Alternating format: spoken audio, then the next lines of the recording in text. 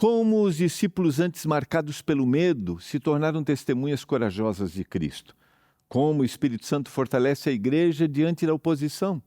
No estudo de hoje, nós vamos compreender o ensino do livro de Atos e vamos analisar como o Espírito Santo capacita os cristãos para permanecerem fiéis à missão em qualquer circunstância. E agora, programa Escola Bíblica.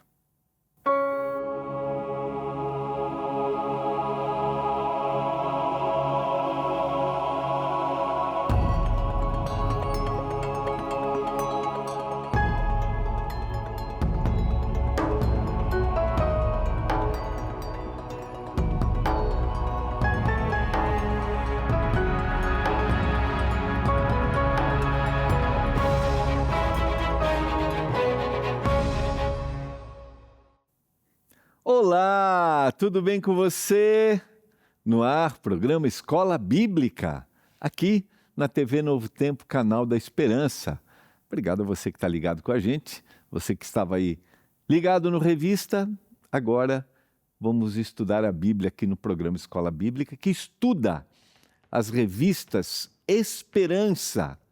E nós estamos estudando nessa temporada a revista Esperança, Espírito Santo, o Deus dos bastidores.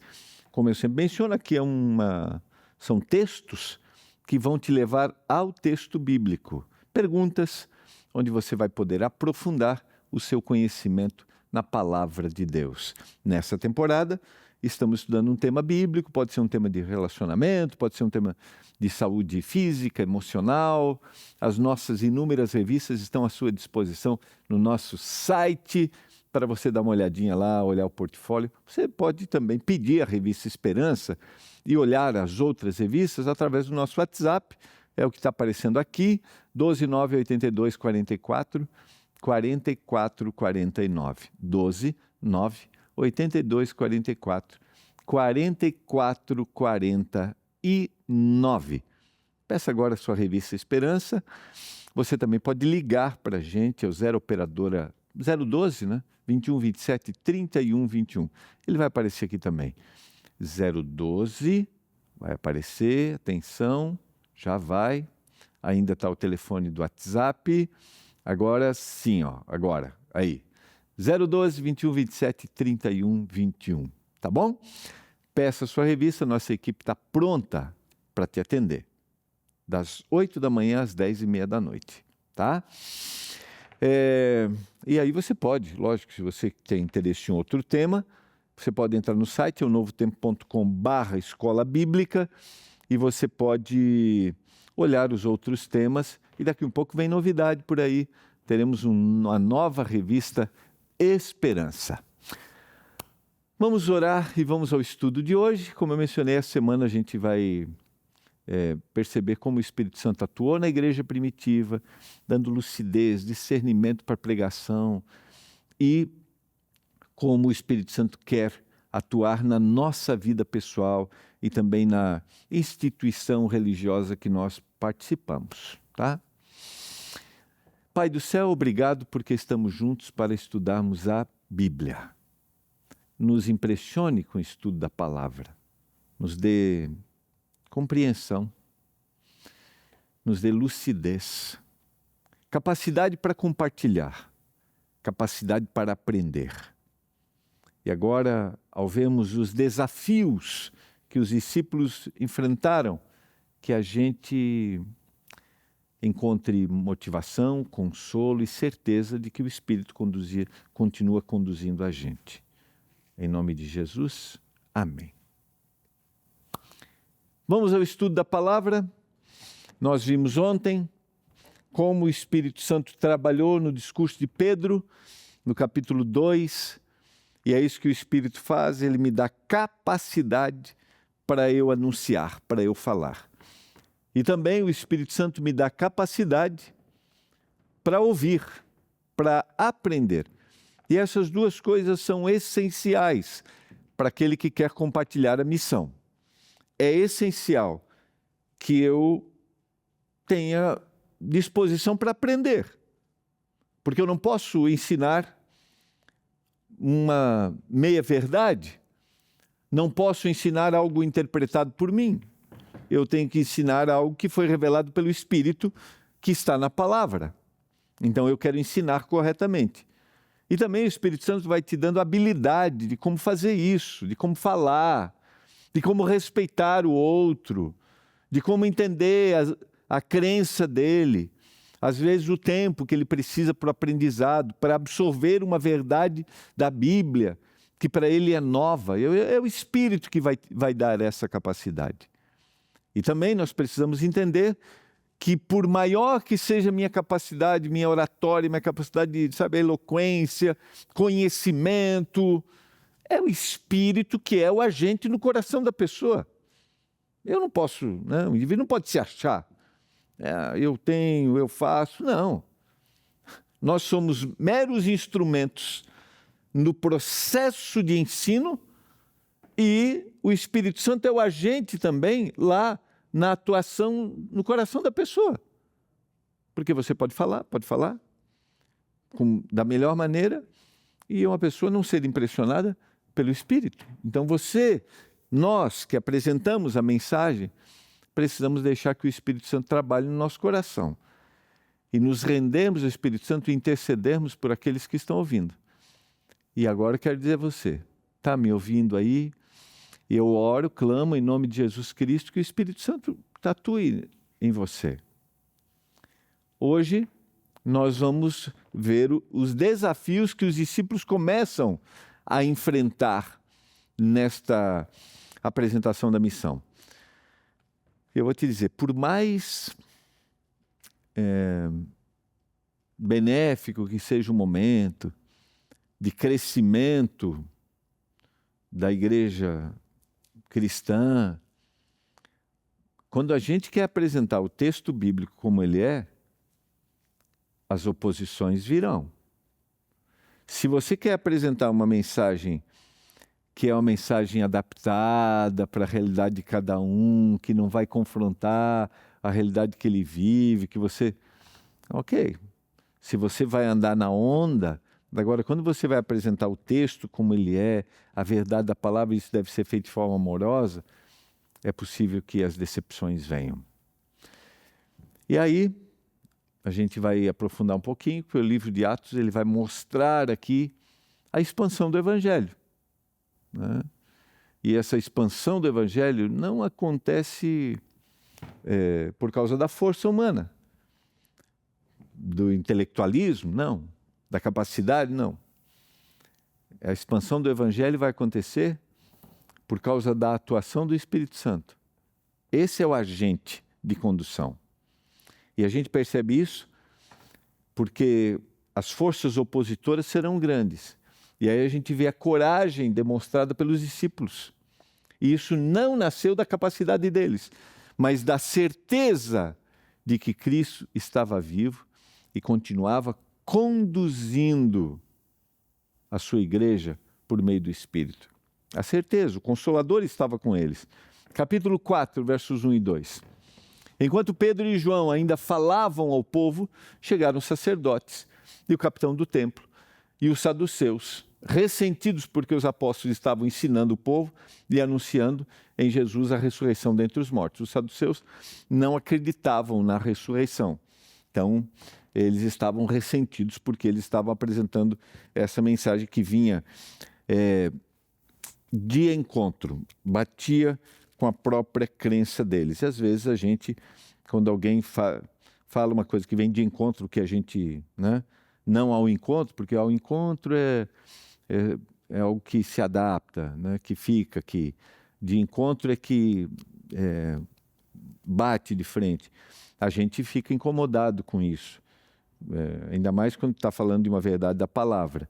Por isso que eu digo, sempre abrir o coração e deixar que o texto responda é o melhor caminho. Agora o verso seguinte vai dizer assim, prenderam Pedro e João e os recolheram ao cárcere até o dia seguinte, pois já era tarde. Porém, muitos dos que ouviram a palavra creram, subindo o número desses homens a quase 5.000.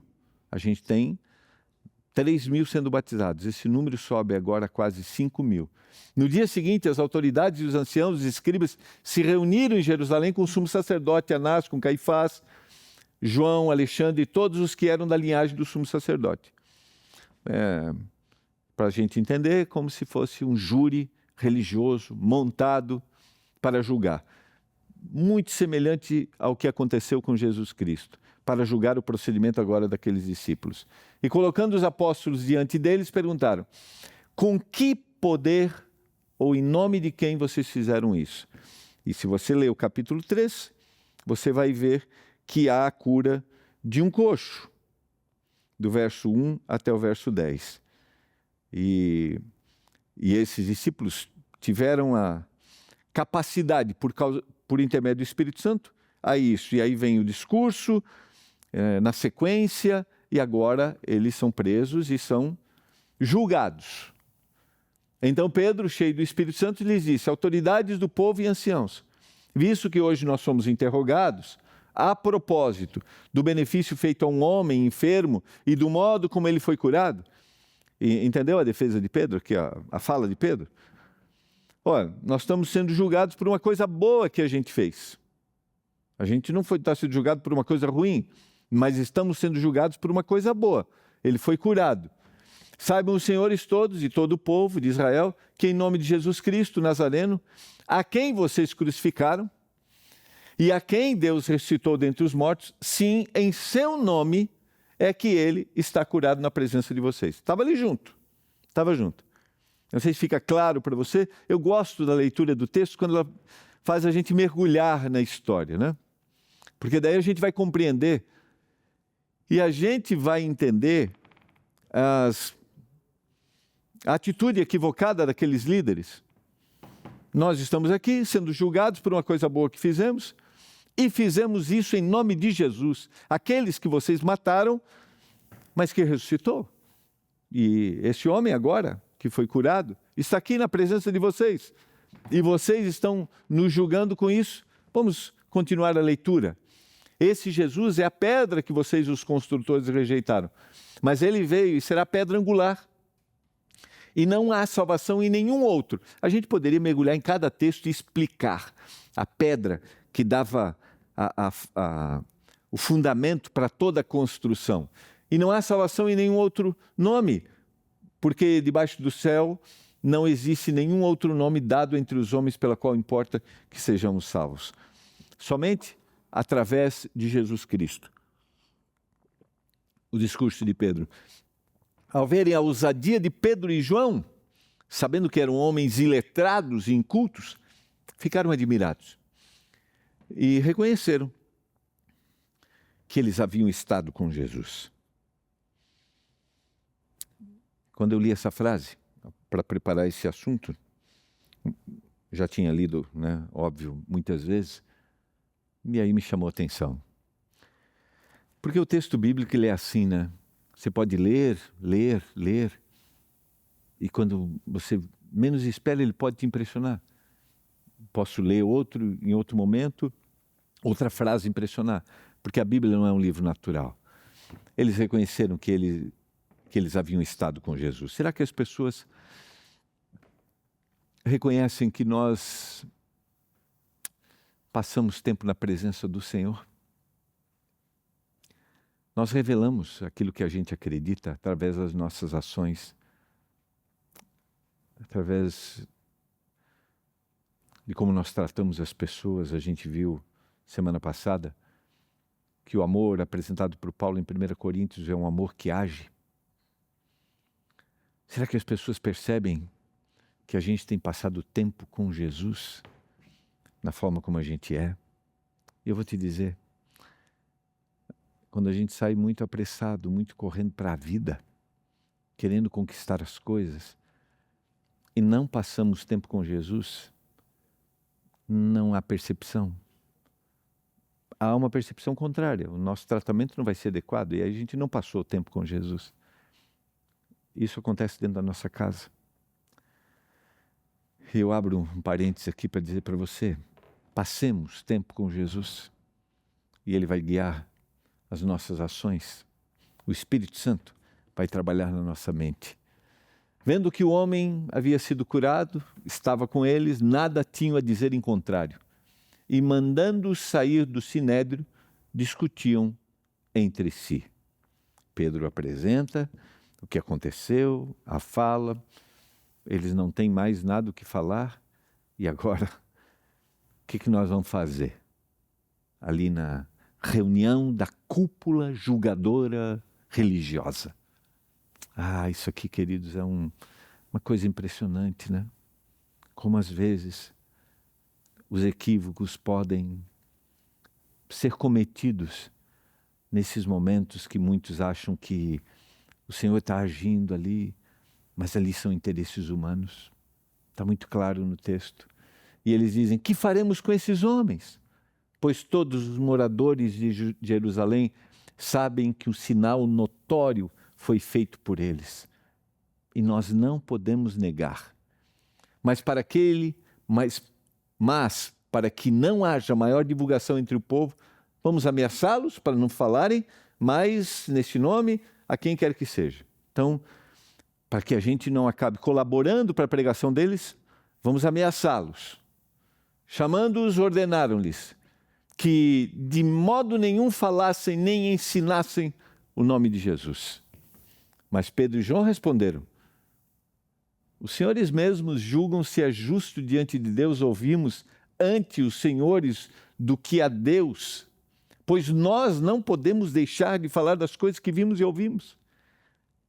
Coragem, hein? Coragem. Você sabe que a gente pode às vezes ser amedrontado por uma ameaça quando a gente está falando a verdade da palavra. Nós podemos ser amedrontados. Agora, nós não podemos deixar que a emoção, o medo, que de alguma forma nos alerta, se transforme num sentimento que nos aprisione. É exatamente isso que deve acontecer. E talvez estou falando para você que já sentiu medo. Não deixa que esse medo se torne num sentimento que vai te tornar agora não vou mais fazer. Eles não fizeram. Eles disseram assim, vocês querem que a gente ouça antes vocês do que a Deus? Vou dar atenção para o que vocês estão falando e vou esquecer do que Deus quer que a gente faça. Que a gente tem que compartilhar essa mensagem para todas as pessoas em todos os lugares. Queridos, essa é uma fala impressionante. O que importa na vida é ser beneficiado por ficar calado e andar na onda, ou não ter receio de equilibradamente, prudentemente falar daquilo que precisa ser falado. A gente tem que tomar decisão. Lógico, a fala ela não é para agredir. A verdade deve ser apresentada com amor, mas deve ser apresentada. Se eu venho aqui e te falo algumas coisas que podem ser contrárias, eu tenho buscado fazer isso com amor, com carinho, e tenho o ouvido aberto para você me dizer o que pensa sobre. Agora, nós não podemos deixar de anunciar. É isso que eles dizem. Nós não podemos deixar. Depois, ameaçando-os mais ainda, os soltaram, não tendo achado como os castigar por causa do povo, porque todos glorificavam a Deus pelo que tinha acontecido. Ali estava a prova da ação divina. E eles ficaram, o que vamos fazer? Ora, o homem em quem tinha sido operado esse milagre de cura tinha mais de 40 anos de idade. Uma vez soltos, Pedro e João procuravam os irmãos e lhes contaram tudo o que os principais sacerdotes e os anciãos tinham falado. Ouvindo isto, unânimes levantaram a voz a Deus e disseram: Tu, soberano Senhor, fizeste o céu, a terra, o mar e tudo o que neles há. Quando eles relatam as ameaças, tudo o que aconteceu, esse povo todo se une. Poderiam ficar amedrontados, poderiam fugir dali. Não, eles se unem e reconhecem a Deus como aquele que é soberano. Diante dos medos desta vida, queridos, não vamos nos afugentar, não vamos nos esconder, não vamos ficar prisioneiros, mas vamos olhar para o céu, para aquele que é soberano e que cuida de todas as coisas. Infelizmente, nós vivemos numa sociedade religiosa que prefere acreditar e depender dos homens para cuidar da vida do que depender de Deus. Não esqueça, é o Espírito Santo que dá força. Foi o Espírito Santo que fortaleceu aqueles queridos na dificuldade que estavam enfrentando. Disseste por meio do Espírito Santo, por boca de Davi, nosso pai, teu servo, por que se enfureceram os gentios? E os povos imaginaram coisas vãs. Coisas vãs. Os reis da terra se levantaram e as autoridades se juntaram contra o Senhor e contra o seu ungido. Se juntaram para destruir. Porque, de fato, nessa cidade, Herodes, Pôncio Pilatos, com gentios e gente de Israel, se juntaram contra o teu santo servo Jesus, a quem ungiste para fazerem tudo o que a tua mão e o teu propósito predeterminaram. Eles se dirigem a Deus e falam com Deus. Senhor, o Senhor, essa é uma oração de entrega, uma oração que reconhece primeiramente que Deus é soberano, e eles vão contando os desafios, tudo que eles já haviam enfrentado. Agora, Senhor, olha para as ameaças deles e concedes aos teus servos que anunciem a tua palavra com toda a ousadia, enquanto estendes a tua mão para fazer curas, sinais e prodígios por meio do nome do teu santo servo Jesus. Na hora da dificuldade, na hora dos desafios, na hora que a gente não encontra forças, para onde a gente tem que olhar? Na hora que a gente perde a segurança material, física, que pode ser de um momento para o outro, uma surpresa inesperada, para onde nós dirigimos o pensamento? Para onde? Para quem a gente olha? Eu tenho certeza de que Deus está conduzindo. Eles fizeram isso. Senhor, nós reconhecemos que o Senhor fez o céu, a terra, o Senhor fez tudo. Agora, Pai, olha para essas ameaças, age e nos dá forças para a gente continuar cumprindo a missão. Não é forças para construir um mundo melhor aqui. Não estou dizendo, né, eu digo isso frequentemente, que eu não devo procurar o bem-estar aqui. Não é. Mas o foco deles não é assim, acaba com tudo isso, Pai, para eu ter uma vida mais confortável aqui. Não. Pai, age, Pai. Porque eu preciso de forças, não para enriquecer mais aqui. Age, para que eu possa compartilhar a missão. Esse é o objetivo. Esse era o objetivo da igreja primitiva. Qual é o nosso objetivo? Por que a gente pede as coisas para Deus? O que a gente pede? A gente pede para ser um instrumento melhor na pregação do Evangelho? É por isso que a gente faz o que faz? Para aqueles homens, estendes a mão. Eu quero sublinhar aqui, primeiro, olha para as ameaças e concede aos teus servos a capacidade de anunciar a palavra. Eles viviam para isso. E estende as tuas mãos. Estende as tuas mãos para fazer curas. Nós queremos ser a bênção. Tendo eles orado, tremeu o lugar onde estavam reunidos. Todos ficaram cheios do Espírito Santo e com ousadia anunciavam a palavra de Deus. Entrega, rendição. E olha o que acontece. Todos unânimes, com o mesmo propósito, recebem o Espírito Santo, e da multidão dos que creram, eles eram um coração e uma alma. Ninguém considerava exclusivamente sua nenhuma das coisas que possuía. Tudo, porém, lhes era comum. Uma realidade totalmente diferente do individualismo que nós vivemos no mundo contemporâneo. Por quê? Porque o individualismo gera um pensamento de olhar só para essa terra. O que eu vou conquistar aqui, o que eu vou fazer aqui. Agora, quando a gente se une na pregação, a gente pensa, eu vou ter uma vida digna aqui, mas eu estou pensando na eternidade. Com grande poder, os apóstolos davam testemunho da ressurreição do Senhor Jesus. E em todos eles havia abundante graça. Essa é uma outra frase para a gente sublinhar. Em todos, a graça de Jesus Cristo se revelava. Será que a graça do Senhor está se revelando através de cada um de nós? Não havia nenhum necessitado entre eles, porque os que possuíam terras ou casas, vendendo-as, traziam os valores correspondentes e os depositavam aos pés dos apóstolos. Então se distribuía a cada um conforme a sua necessidade. Não havia.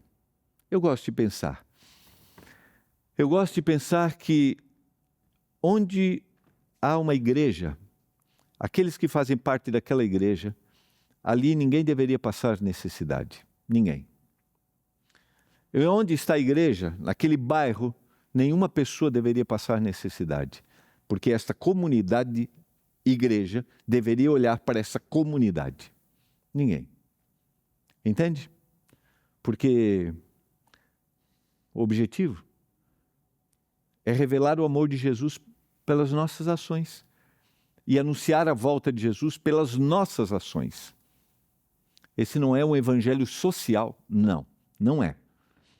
Esta é a revelação do amor de Jesus. É de olhar para o outro, para a necessidade do outro e não pensar que eu sou o centro de todas as coisas. Eu quero concluir. O livro de Atos lembra que a missão nunca depende apenas da capacidade humana. A gente não pode esquecer disso. O mesmo Espírito que fortaleceu Pedro e João e os primeiros discípulos continua sustentando a igreja para testemunhar de Cristo com fidelidade. É o Espírito Santo que concede força, sabedoria e perseverança para que o povo de Deus continue anunciando Cristo com fidelidade em qualquer circunstância. É o Espírito Santo. É Ele que dá capacidade, como nós vimos ontem, para a pregação. É Ele que atua no coração daquele que ouve. É Ele que dá forças para aquele que vai pregar sofrendo oposições. E é Ele, o Espírito Santo, que vai fazer com que a gente esteja unido para olhar para aquele que é menos favorecido. É Ele. E assim a gente vai anunciando. A gente vai anunciando que Jesus Cristo em breve vai voltar. Os mortos vão ressuscitar. Mas enquanto estamos aqui, essa é a missão, é anunciar. E diante dos desafios, é olhar para o céu e dizer: Senhor, me dá forças. Porque o Senhor é soberano. Me dá forças para continuar cumprindo a minha missão. Você deseja isso? Eu desejo. Vamos nos render ao Senhor? Pai, que o Espírito Santo conduza o nosso pensamento, nossa mente, diante das oposições, que a gente fique fiel. Diante do olhar para os outros, que a gente tenha sensibilidade para revelar o teu amor. Eu clamo em nome de Jesus. Amém. Que a bênção do Senhor esteja sobre você e sua casa. Continue aqui, ligado na Novo Tempo, e a gente se vê amanhã, às 7h30, mais uma Escola Bíblica.